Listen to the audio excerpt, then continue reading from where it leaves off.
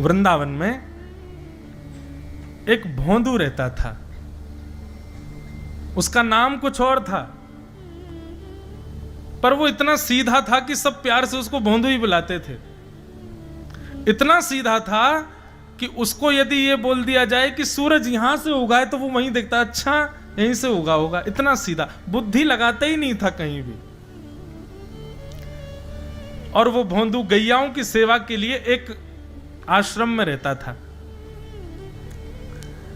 गायों की सेवा करता था। और जिस आश्रम में रहता था वहां के गुरुदेव शाम को प्रवचन करते थे, तो भोंदू बैठ करके उनके शिष्य बैठते थे, सबसे पीछे बैठ के सुनता था।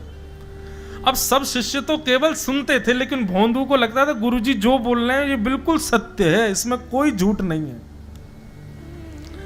एक दिन गुरुजी प्रवचन करते हुए बोले, यमुना के पल्ली पार भांडीर वन में ठाकुर जी गैया चराने आए। भांडीर वन का नाम सुनते भोंदू कान खड़े हो गए।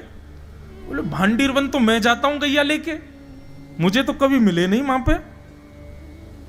अरे मुंह में ही कमी होगी, मुंह में ही सामर्थ्य नहीं होगी उनको देखवे कि मैं ही नहीं देख पाए होंगे, वो तो आते होंगे वहां पे, मुझे ना दिखे होंगे। आज भोंदू ने पहली बार जिज्ञासा करी, गुरुदेव ठाकुर जी दिखते कैसे हैं? तो गुरुदेव भी हंस गए, अच्छा भोंदू पूछ रहा है, बैठ जाओ बताते हैं। बोले बरहा पीड़म नटवर वपुः कर्णयो कर्णकारम विभ्रदवासः कनक कपिसं वैजयन्तीं च मालां रन्ध्रान् वेणोऽधर सुधया पूरयन् गोपवृन्दै वृन्दारण्यं स्वपदरमणं प्राविशद गीत कीर्ति प्राविशद गीत कीर्ति। मोर मुकुट पहनते हैं ठाकुर जी, और बोले दो कान हैं लेकिन कुंडल एक ही पहनते हैं, और ऐसे कुंडल नहीं पहनते हीरे के सोने के। तो बोले ठाकुर जी ऐसे पुष्प तोड़ के कान के ऊपर लगा लेते हैं। और बोले फिर बोले कभी ठाकुर जी इस कान में पहनते हैं, और कभी ठाकुर जी का मन भर जाता है तो यहां से निकाल के इस कान में पहन लेते हैं। दोनों कानों में एक ही कुंडल को फेर फेर के पहनते हैं। हमारे पूज्य नाना जी तो कहते, वो तो और सुंदर वर्णन करते, वे क्या कहते, बोले लाला कर्णयोः कर्णकारम, अब कान तो बहुवचन है और कुंडल एक वचन है, एक कुंडल दोनों कानन में कैसे? बोले ठाकुर जी एक तरफ मधुमंगल चले एक तरफ श्रीदामा, तो जब मधुमंगल की तरफ ठाकुर जी कुंडल पहन लें तो श्रीदामा के लाला महा बढ़िया ना लग रहा कुंडल यहां पहन याकू। सो ठाकुर जी ऐसे निकाल के नहीं पहनते हैं, ठाकुर जी की चाल ऐसी मदमस्त है, निकाल करके उछालते हैं ऊपर, और यूं कान करें तो सीधो आके यहीं लगे वो पुष्प। और फिर सब ग्वाल बाल ताला बजाओ जय हो लाला जय हो लाला। फिर नेक दूर चलते हुए ठाकुर जी फिर निकालें और फिर उछालें, फिर यहाँ पर रखें। फिर ठाकुर जी की देखा देखी मधुमंगल श्रीदामा भी उछालें, कोई के सिर पर जावे, कोई की नाक पर जावे, कोई नीचे गिर जाए, कान में नहीं आवे। तो कर्णयोः कर्णकारम। और कैसे ठाकुर जी? बोले विभ्रदवासः कनक कपिसं वैजयन्तीं च मालां। ठाकुर जी पीली पीतांबरी, जैसे हमने ये बगलबंदी सफेद पहनी है ना, ऐसी ठाकुर जी पीली पहनते, पीली पीतांबरी। और माला कैसी पहनते हैं? बोले हम लोग तो इतनी माला गले यहाँ छाती तक आती है, ठाकुर जी ऐसी पहनते हैं पूरी पैरों तक जाए। ये देखो पीछे खड़े हैं, इतना गहना कौन पहने हैं, पैरों तक पहनते हैं ठाकुर जी। इसके पीछे भी कारण है, क्योंकि ठाकुर जी वृंदावन में पैरों में पादुका नहीं पहनते। सोचो उस वृंदावन में हम जूता चप्पल पहन के घूमते हैं, ठाकुर जी नंगे पांव घूमते थे। तो यशोदा मैया कहती लाला पादुका क्यों ना पहने? बोले मैया मेरी बछिया बछड़ा भी तो नंगे पांव घूमे, तो मैं क्यों पादुका पहनूं, इनको भी पहना दे तो मैं पहन लूंगा। मैया बोली लाला तू भी बड़ो भोरो है, गैया थोड़ी पादुका पहने। बोले मैया तो मैं भी ना पहनूंगा। तो यशोदा मैया क्या करती है, बड़ी बड़ी माला पहनाती है लाला को। क्यों? बोले लाला सीधो तो चले ना है, ठोकर मार तो भैया चलेगो तो पुष्प टूट टूट के आगे गिरेंगे, तो लाला पाम रखेगो तो लाला के चरणन में कोमलता आ जाएगी, लाल जी के चरण के नीचे पुष्प आ जाएंगे। तो वही जयंतीम च माला। और बोले रंध्रान वेणु अधर सुधया, अपने अधर की तकिया पर उस बांस को लिटा करके ठाकुर जी अपनी कोमल उंगलियों से उसके चरण दबाते। नाक का मोती मानो उसके लिए छत्र का काम करता है। आंखों की पलकें वंशी बजाते समय जब खुलती हैं बंद होती हैं तो मानो दो दो दो दो सेवक अपने हाथ में पंखा लेकर के उस बांस की सेवा कर रहे हैं। क्यों? अरे भैया, या बांस ने गर्मी सही, सर्दी सही, वर्षा सही खड़ी रही, बंसी बनाने वाले ने याकू बीच में ते आके काट दियो, वाकू भी सहो, छील दियो तब भी सहो, सरिया ते में छेद कर दिए तब भी सहे, इतने सहवे वारे की तो मैं सेवा ही करूंगा अपने होठ पे बैठा करके। रंध्रान वेणो अधर सुधया पूरयन गोप वृंदई वृंदारण्यम स्वपद रमणम प्राविशद गीत कीर्ति। और ठाकुर जी क्या करते हैं, बीच बीच में बंशी बजाते समय नेत्र खोलते हैं और जैसे यहां से मधुमंगल बुलावे लाला, तो ठाकुर जी ऐसे नहीं देखते, ऐसे देखते हैं कटाक्ष नेत्रों से। यहां बुलावे तो ऐसे देखते हैं, और वही नेत्र कटाक्ष ऐसे हैं कि जो देख ले वहीं घायल ले जाए। ऐसे ठाकुर जी के नेत्र। ऐसे रूप को देखने के लिए गोपियां सब अटारियों पर खड़ी हैं, खिड़कियों पर बैठी हैं ठाकुर जी के रूप को। गोपियां श्रीमद् भागवत के वेणु गीत में कहती हैं, क्षणवताम फलमिदम न परम विदाम। इन आंखों से यदि आपने अपने संपूर्ण 100 वर्ष की आयु में श्री कृष्ण को नहीं देखा तो आपने कुछ नहीं देखा। इतने सुंदर हैं श्याम सुंदर। अब ये भोंदू सुन रहा था पीछे बैठा बैठा, उसके तो नेत्र बंद हो गए। मन में सोच लिया कल तो भांडीर वन गैया चरावे जाऊंगो, देख के ही आऊंगो कहां है ये कन्हैया। गुरुजी कह रहे हैं तो निश्चित है भांडीर वन में आते हैं ठाकुर जी। भोंदू अपनी गैया लेकर के भांडीर वन पहुंच गया। गैया चल रही थी, अब भोंदू ढूंढ रहा है, कभी वृक्ष के नीचे जाके देखे, कभी कहीं देखे, कभी ढूंढे कहीं से चंदन की सुगंधी आ जाए। गुरुजी बता रहे थे उनमें से चंदन की सुगंधी आती है तो पृथ्वी पर नासिका रख करके कहीं पैर के निशान दिख जाते तो उनको सूंघ, ताकि इसमें चंदन की सुगंधी हो, क्या पता कन्हैया यहीं कहीं हो। इतने भाव से, इतने प्रेम से और इतने भोलेपन से ढूंढने लगा ठाकुर जी को। और ठाकुर जी नहीं मिलते ना तो अपने आप को ही कोसता, मोह में योग्यता ना होगी, यही मारे ना मिल रहे, ठाकुर जी तो यही हैं। गुरु जी की बात गलत नहीं है, ठाकुर जी तो यही हैं। उसके उस सहज भाव पर, उसके उस सरल भोंदूपने पर ठाकुर जी रीझ गए।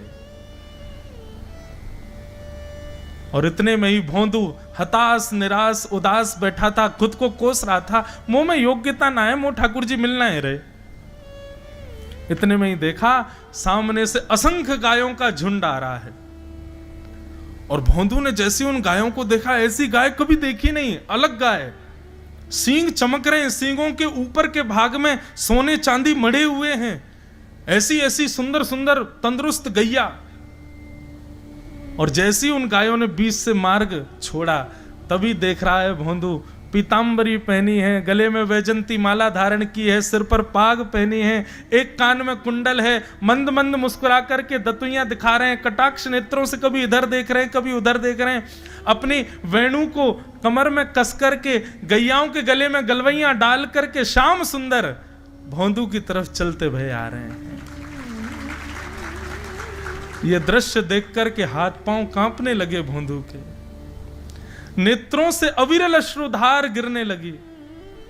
श्याम सुंदर को देखकर के वहीं दंडवत करने लगा। उसको लगा मेरे पास तो आएंगे ही नहीं, है वहीं से मुड़ जाएंगे, अब मैं उनके पास जाके उनको असहज नहीं करूंगा, यहीं से देख लूं, यहीं से प्रणाम कर लूं।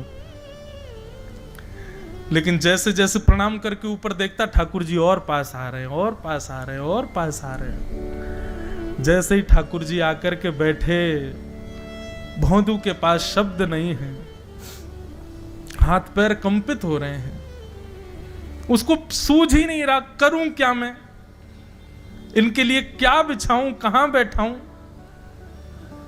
ठाकुर जी ने अपने आप ही भोंदू के गले में हाथ डाली, अरे तेरा नाम कहा है। जैसे ही ठाकुर जी ने नाम पूछा, भोंदू अपना ही नाम भूल गया, बोले मुझे याद ही नहीं मेरा नाम क्या है, पर प्रेम से सब लोग मुझे भोंदू बुलाते हैं। अब तो भोंदू नाम सुनते ही ठाकुर जी ताली दे दे के हंसने लगे, तेरा नाम भोंदू है? बोले हाँ मेरा नाम भोंदू है। और ठाकुर जी आपको अच्छा लगा? बोले हाँ बहुत अच्छा लगा। आपको नाम कहा है? ठाकुर जी बोले तू मोह ना जाने?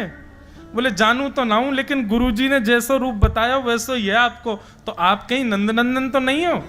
ठाकुर जी बोले हाँ मैं नंदनंदन नहीं हूं, यशोदा जी को लाला, नंद जी को लाला। भोंदू बोलो जय हो भगवान, आज आपके दर्शन है गए। गुरु जी और सब बालकन को तो आप शायद रोज ही मिलते होंगे, लेकिन मैं ही अभागो, मोको आप आज ही मिले हो। ठाकुर जी बोले अब चल बात मत बनावे, जल्दी कछु खवा, मुंह को भूख लग रही है। भोंदू एक कपड़े में रोटी बांध के उसमें मिर्च और गुड़ रख करके लेके गया। 2 रोटी थी। भोंदू ने जैसी खोली, एक रोटी ठाकुर जी के सामने धर दी, एक अपने पास रख ली। बोले मैं भी तो खाऊंगा। ठाकुर जी ने बढ़िया रोटी ऐसे घुमाई और प्रेम से गुड़ खामे और रोटी पान लगे प्रेम से, और ठाकुर जी तो चप चप करके नेक देर में पा गए। भोंदू तो भूल ही गए मुँह खानो भी, वो ठाकुर जी को ही देख रहा है। ठाकुर जी बोले और जोर की भूख लगी, ला अपनी रोटी दे दे। भोंदू बोलो मुँह को भी भूख लगी है। बोले अच्छा चल आधी आधी खा ले, या मैं आधी तू खा ले आधी मैं खा लूं, दोनों खा लिए।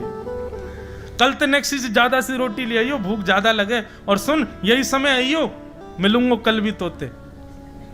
ठाकुर जी अपने मार्ग पर चले गए। भोंदू इतना प्रसन्न है, बोले आज मुझको ठाकुर जी मिल गए। लौट करके आया, गायों को यथावत बांध दिया, हाथ पांव धो के गैयाओं की सानी करी। गुरुदेव के प्रवचन का समय हो गया। भोंदू पीछे जाके बैठ गया, नेत्रों से बस आंसू ही आंसू निकलते जा रहे हैं। अपने गुरुदेव को प्रणाम करे, इनकी कृपा से ठाकुर जी मिले। उसने किसी को नहीं बताया, उसको लगा सबको ही मिलते हैं भगवान, मुझे ही मिले हैं बहुत दिन बाद। दूसरे दिन भोंदू खूब सारी सामग्री रसोई घर में इकट्ठा करके जाने लगा। किसी ने जाके गुरुदेव से कह दिया कि भोंदू बहुत सारी सामग्री ले जा रहा है। गुरुदेव ने जाके कही भोंदू इतनी सामग्री ले जा रहे हो भैया, वो भंडारो करेगो का? नहीं गुरुजी भंडारो तो नहीं करूंगा, वो नंद नंदन नाम है, वो यशोदा नंदन मदन मोहन, वो अपनी गैया चरा के आए, कल भी आए, मेरी रोटी खा गए, मैं भूखो ही रहेगा कल। या हमारे ज्यादा सी ले जा रहा हूं, बेचारे बहुत भूखे आए कल, कि उनको पेट भर जाएगा, मैं भी पा लूंगा। या हमारे गुरुजी आज ज्यादा सामग्री ले जा रहा हूं। गुरुदेव ने मन में सोचा ये बात कोई और कहे तो अविश्वास किया जा सकता है, लेकिन भोंदू झूठ नहीं बोलता। भोंदू कभी झूठ नहीं बोलता, भोंदू की बात पर विश्वास करना ही पड़ेगा। गुरुदेव बोले सुन सुन इधर बैठ, ठाकुर जी आए थे? बोले हाँ।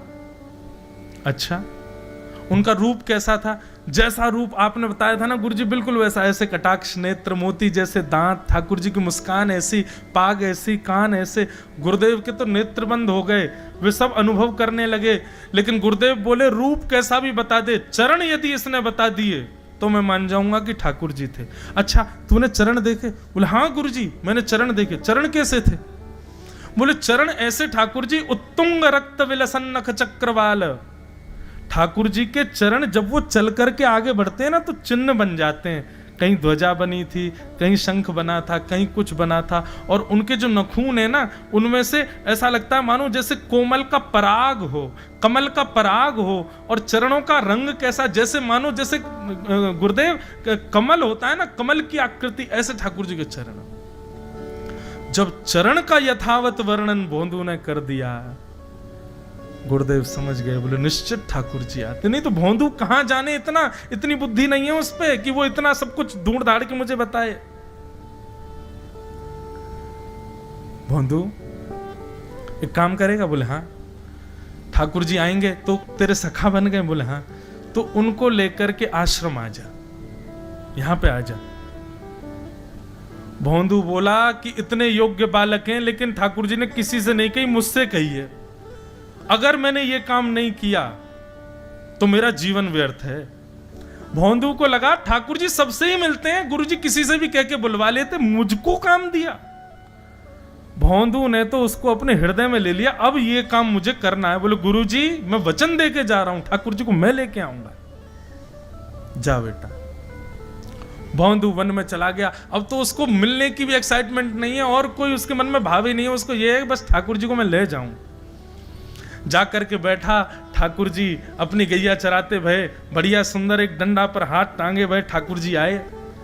रूप देख करके फिर से भावुक हो गया भोंदू। ठाकुर जी आकर के बैठ गए, बोले चल जल्दी निकाल रोटी, भूख लगी है मुंह को। भोंदू सजाता जा रहा है, थाली ठाकुर जी को देता जा रहा है। बोले जय जय, एक प्रार्थना करूं? बोले करो। आप मेरे संग मेरे सखा हो ना आप? बोले हाँ तेरो सखा हूं, तो मेरी बात मानोगे? बोले कहा, आप मेरे संग आश्रम चलो गुरु जी के पास। ठाकुर जी रोटी पाते जा रहे, ठाकुर जी ने अनसुनी कर दी बात। बोले जय जय कछु कहो ना, आप चलोगे ना? ठाकुर जी बोले हम तेरे सखा हैं, तेरे गुरु जी के सखा नहीं है। तू मोते मिल, तू मेरे संग खा, तू मेरे संग रहे, तू कछु कर, तो कुछ सब अधिकार है, लेकिन ये हम गुरु जी ते मिल बातें मिल ये सब हम नहीं करेंगे। हम बस तेरे सखाएं, तो ये जाने और कोई ये ना जाने। ए जय जय ऐसा मत कहो ना, वे नहीं बताते तो मैं तो आपको देख ही नहीं पाता, मैं तो आपको जानता ही ना हूं। उनने ही तो मुझको बताई कि आप भांडीर बनाते हो, आपका रूप ऐसा है, उनने कृपा करके मुझको आपसे मिलवाए हो, वही हमारी मित्रता के मूल आधार हैं, उनसे तो मिलवे चलो ना। ठाकुर जी बोले देख ज्यादा जिद मत करे, हमने तो उसे एक बार कह दी हम नहीं जाएंगे नहीं जाएंगे नहीं जाएंगे। ठाकुर जी रोटी पा रहे थे तो भोंदू ने हाथ से रोटी और छनाई, बोले ये भी दो, ये भी गुरु जी की है, लाओ ये मिर्च गुड़ सब दो, ये सब गुरु जी को, ये भी मत खाओ। और सुनो, यदि हमारे गुरु जी से आपको प्रेम नहीं है तो हमको आपसे प्रेम नहीं है। कल ते अपनी गैयान को लेकर कहीं और चरावे जाओ, होंगे तुम नंदन अपने गांव के, मेरे गुरुजी के पास नहीं जाओगे। और सुनो, ये मुंह में जो रोटी रखी जाओ को उगल आओ, ये भी गुरुजी की रसोई में बनी है, हमारे गुरुजी से नहीं मिलेंगे। ठाकुर जी बोले अरे भोंदू ने रुक तो, नहीं नहीं नहीं अब तो मैं सुनूंगा ही नहीं, आपने ऐसे कैसे कह दी नहीं जाएंगे, 3 बार नहीं जाएंगे नहीं जाएंगे। और ये भांडीरवन मेरो है, मैं यहां गैया चरावे आऊं, कल से अगर तुम और तुम्हारी गैया दिख गई मुंह को तो तुम्हारी गैयान को लेके मैं चलो जाऊंगा आश्रम, फिर तुम्हारी मैया बाबा तुमको मारेंगे। ठाकुर जी बोले अरे भोंदू इतना नाराज?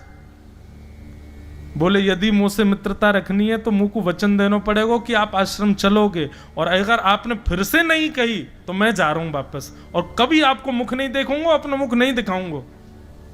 ठाकुर जी बोले इस मुख को देखने के लिए या संग के लिए लोग पता हो तो कितनी तपस्या करें। बोले जो तपस्या करें उनको मुबारक, तुम मुंह को ना चाहिए, मुंह ना मिलनो तुमते, मुंह कोई गरज ना पड़ रही तुमते, आज तक नहीं मिले, कल ही तो मिले हो मोते, वो भी गुरुदेव की कृपा से मिले हो, जाओ मत मिलियो, मुंह ना चाहिए तुम। ठाकुर जी बोले मैं तो ना जाऊंगा, मैं तो तेरे पास ही रहूंगा। बोले तुम मत जाओ, मैं जा रहा हूं। बोंदू ने अपनी सब सामान उठाए, गैया वैया उठाई, हाँकता हुआ गैयाओं को लेके जाने लगा वापस। ठाकुर जी के नेत्र सजल हो गए। भोंदू, ठाकुर जी पुकार रहे हैं भोंदू को, मानो जैसे त्रिलोकी लेके जा रहा है वो ठाकुर जी की, जैसे मानो पूरा ऐश्वर्य ठाकुर जी का ले जा रहा हो। अरे भोंदू ने रुक तो जा। भोंदू बोला अपना मुख भी नहीं दिखाऊंगा यदि आप नहीं चलोगे तो। भोंदू थोड़ी दूर गया, ठाकुर जी को लगी वापस आ जाएगा, थोड़ी और दूर गया, लगा अब आ जाएगा, लेकिन जब भोंदू दिखना बंद हो गया हमारे ठाकुर जी विचलित हो गए, दौड़े भोंदू की तरफ। गैया चराता हुआ वापस जा रहा था अपने आश्रम, ठाकुर जी दौड़ करके गए और जाकर के भोंदू के पिद्दी पे चढ़ गए। पिद्दी समझते हैं? ये कंधे पर चढ़ जाना, इसको ब्रजभाषा में कहते हैं पिद्दी पे चढ़ना। ठाकुर जी जाकर के पीछे से कंधा पे चढ़ गए, पाम से पेट पकड़ लिया और हाथन से बोले ले चल अपने गुरुदेव के पास, चलूंगा तू जहां कहेगो, लेकिन तो दूर नहीं जान दूंगा। और भोंदू ठाकुर जी को ऐसे ऊपर चढ़ा करके गैयाओं के साथ लेकर के आश्रम जा रहा है। गैयाओं ने जैसे ही आश्रम में प्रवेश किया, गुरुदेव आकर के खड़े हो गए और मन में बस विचार कर रहे थे, हाथ पांव कांप रहे थे, बोले ठाकुर जी आएंगे कि नहीं। और जैसे ही गायों का समूह भीतर प्रवेश हुआ, इतने में ही भोंदू आया और तभी देखा भोंदू के पिद्दी पर ठाकुर जी टंगे भय आ रहे हैं। ये दृश्य देखते ही गुरुदेव मूर्छित होकर गिर पड़े। भाई जैसे तैसे होश में आए, होश में आकर के जैसे ही ठाकुर जी को देखा, सिंहासन पर भगवान बैठे हैं जहां गुरुदेव बैठते थे और भोंदू उनके बगल में बैठा है। आज गुरुदेव ने जाकर के पहले भोंदू को प्रणाम किया, बोले जय हो, धन्य है तू, इतनी तपस्या की, इतना भजन किया, घर परिवार त्याग दिया, वैराग्य त्याग सब हमारे जीवन में, तब भी ठाकुर जी नहीं मिले। लेकिन वारे भोंदू, तेरी सरलता, तेरी सहजता, तेरा ये निर्मल भाव कि ठाकुर जी तेरे अधीन होके यहां आश्रम तक चले आए। ये बंधुओं, ये मनगणंत कथा नहीं है, ये वास्तविक सत्य घटना है वृंदावन की। और ठाकुर जी सदा के लिए भोंदू के संग रहने लगे। और फिर कुछ समय बाद भोंदू गैया चराता हुआ भांडीर वन गया और फिर कभी लौट करके नहीं आया, ठाकुर जी के संग ही प्रस्थान कर गया। बोलो भक्तवत्सल भगवान की जय। ऐसा भोलापन यदि, ऐसी सरलता, सहजता, निर्मलता यदि हम में है तो त्रिलोकीनाथ पर ब्रह्म को भी हम बांध सकते हैं, वो बंध जाते हैं। और ब्रजवासियों ने वही किया है।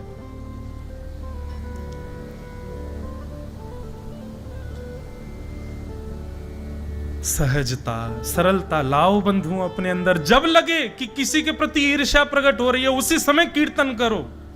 जब लगे किसी के प्रति द्वेष मेरे मन में आ रहा है, उसी समय भजन करो। जब लगे किसी से दुश्मनी लग रही है, उसी समय, जब लगे मेरे मुख से कुछ गलत निकल गया, क्षमा मांगो, भजन करो। अपने आप को सरल बनाओ, ऐसा बनाओ कि ठाकुर जी को प्रिय लगो।